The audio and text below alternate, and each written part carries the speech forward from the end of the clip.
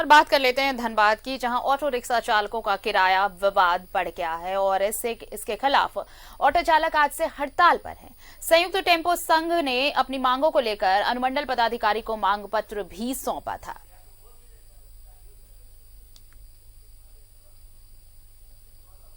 और चलिए सीधे रुक कर लेते हैं धनबाद का। हमारे साथ सहयोगी राजकुमार जुड़ रहे हैं धनबाद से, उनका रुक कर लेते हैं। राजकुमार, देखिए ये अब किराया विवाद जो है वो लगातार बढ़ता जा रहा है। इनके विवाद में सबसे ज्यादा दिक्कतें तो जो होने वाली हैं वो यात्रियों को परेशानी होने वाली है ऑटो स्ट्राइक की वजह से। आखिर मांगे क्या है इनकी, क्या चाहते हैं वो? आरती, अगर ऑटो चालकों की मांग की बात करें तो इनकी जो सबसे महत्वपूर्ण मांग वह है कि न्यूनतम किराया जो जिले में फिलहाल 6 रुपए है वो 10 रुपए किया जाए। और इसके अलावा जो कोरोना काल में जो ऑटो का संचालन जो किया गया है उसमें जो बंद समय का जो जितने भी ऑटो थे उनके जो टैक्स फेल हुए हैं उनका टैक्स फेल होने का जो दंड शुल्क है वो माफ किया जाए। इसके अलावा ये चाहते हैं कि लिखित रूप से जिला प्रशासन इन्हें यह अनुमति दे कि उन्हें कितने सवारी को बैठाना है। और एक और मांग इनकी है कि जगह जगह पर इनके लिए ऑटो की ठहराव की व्यवस्था की जाए। अल्प ठहराव ही हो लेकिन ये होनी चाहिए। साथ ही गुंडागर्दी एक बड़ा सवाल है। यहाँ पर कई जगहों पर ऑटो चालकों से रंगदारी वसूली जाती है, उससे भी इन्हें निजात दिलाया जाए। लेकिन अगर हम फ्लैशबैक में जाए तो यहाँ पर धनबाद जिले में तकरीबन 15 से 16 हजार ऑटो जो है वो रजिस्टर्ड है और 25 से 26 हजार ऑटो चलते हैं जो कि दूसरे जिले से भी ला करके यहाँ पर लोग चलाते हैं। और यहाँ की जो लाइफ लाइन है ऑटो कही जाएगी, इसमें कोई लाग लपेट वाली बात नहीं है। सच्चाई है कि ऑटो ही यहाँ की लाइफ लाइन है लोगों के लिए, क्योंकि कोई और अल्टरनेट व्यवस्था धनबाद जिला प्रशासन ने या फिर धनबाद नगर निगम ने अभी तक नहीं की है। सिटी बस सेवा शुरू होनी थी लेकिन नहीं हो पाई है। ऐसे में ऑटो पर निर्भर रहना शहर वासियों की मजबूरी है, छात्रों की मजबूरी है और जो दैनिक कार्य करने के लिए लोग जाते हैं उनकी मजबूरी है जिनके पास अपने वाहन नहीं है। और बदमाशी की अगर बात कर ले तो ऑटो चालकों के द्वारा जैसे ही कोरोना पीरियड में 3+1 से अधिक का, चूंकि इनके पास में परमिट होता नहीं है कि 3 सवारी इनको बिठाना है, एक ड्राइवर रहेंगे, कुल 4 लोगों को लेकर इन्हें चलना है। लेकिन परिवहन नियमों के विपरीत इनके द्वारा 10 से 11 लोगों को, कभी कभी तो 12 पैसेंजर लेकर के जाया जाता है। और स्टेशन से जब ऑटो खुलती है तो वहां पर कई जगहों पर इनसे नजराना भी वसूला जाता है, जिसके वजह से आम यात्रियों को भी परेशानी होती है और उस नजराने की वजह से ऑटो चालकों को परेशानी होती है। जिला प्रशासन से बार बार गुहार लगाने के बाद भी धनबाद पुलिस, ट्रैफिक पुलिस या फिर कोई अन्य ऑथराइज अथॉरिटी इसे अब तक खत्म नहीं करा पाई है। और सबसे अहम सवाल यह कि जब धनबाद रेलवे स्टेशन के यात्री जब बाहर निकलेंगे या फिर जब बस स्टैंड से यात्री बाहर निकलेंगे या फिर सुदूर ग्रामीण क्षेत्रों से लोग काम करने के लिए धनबाद आएंगे तो उन्हें एक ही उनके लिए व्यवस्था है, वो है ऑटो की।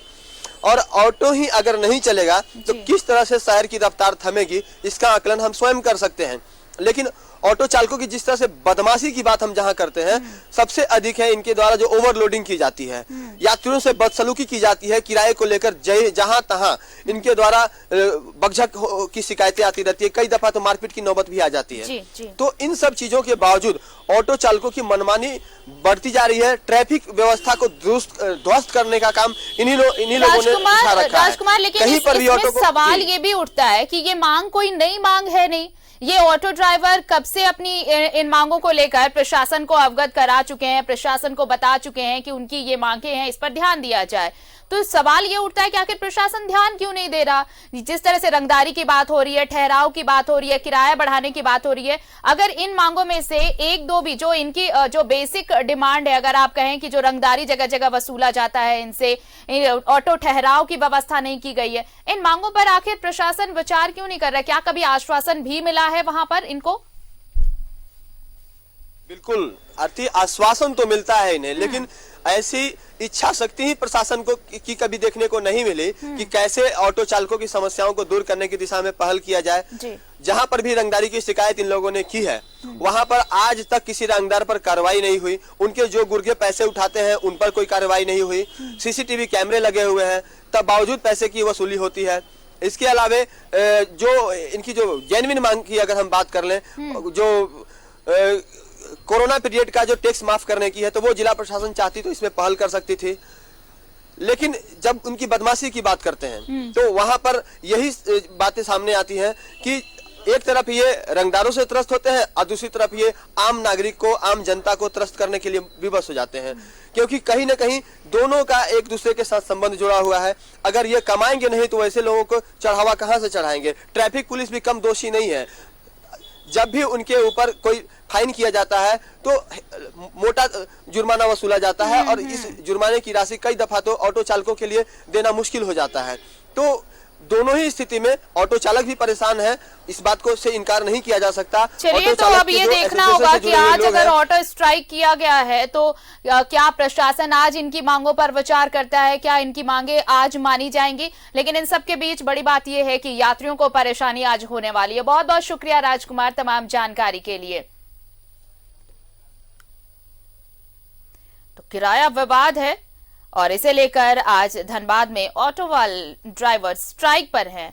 यात्रियों को काफी दिक्कतों का सामना करना पड़ सकता है। बता दें आपको कि ऑटो ड्राइवर्स की मांग है कि जो न्यूनतम किराया है 6 रुपया, उसे बढ़ाकर 10 रुपये किया जाए।